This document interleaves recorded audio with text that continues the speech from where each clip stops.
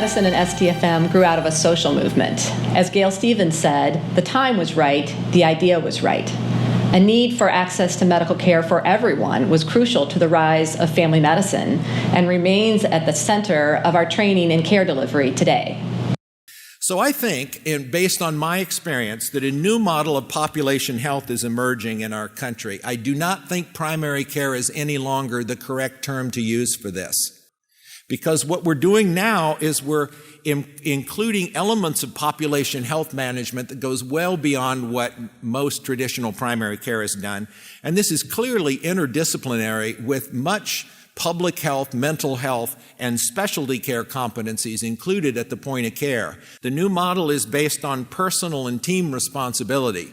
The new model is rooted in the patient's experience and not in the medical office. That's the model of accountability we need to be teaching. STFM and academic family medicine have evolved along with the specialty, recognizing the value of interprofessional team-based care and developing leaders to move us towards a sustainable workforce to achieve the triple aim.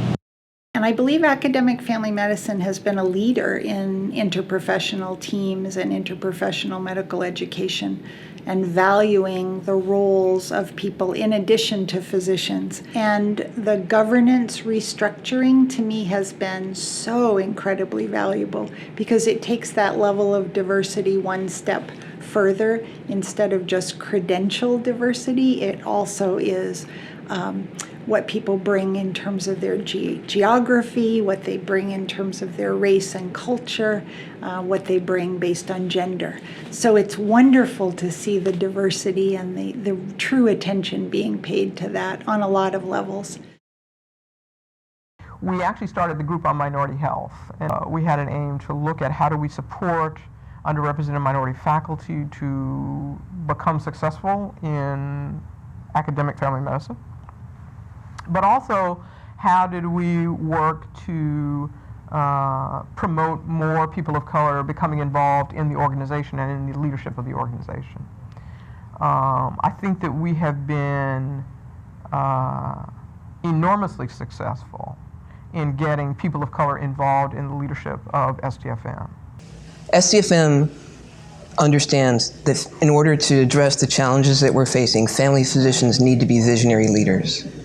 We believe that we can help people attain the skills and training to do this through the multiple fellowships we have, like the Emerging Leaders Fellowship, the Leading Change Fellowship, Behavioral Health Fellowship, MECETI.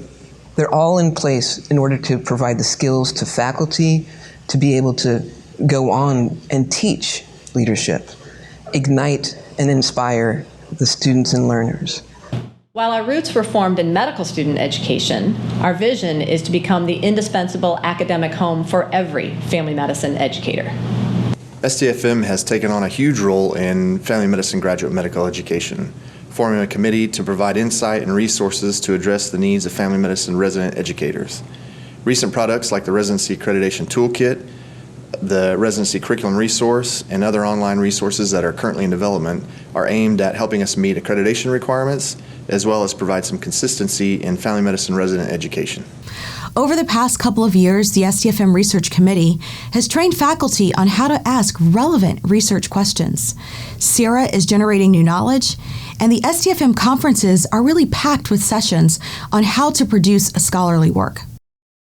While family medicine made great strides in leadership and medical education in the past 50 years, many of the issues that incited the family medicine movement have yet to be resolved.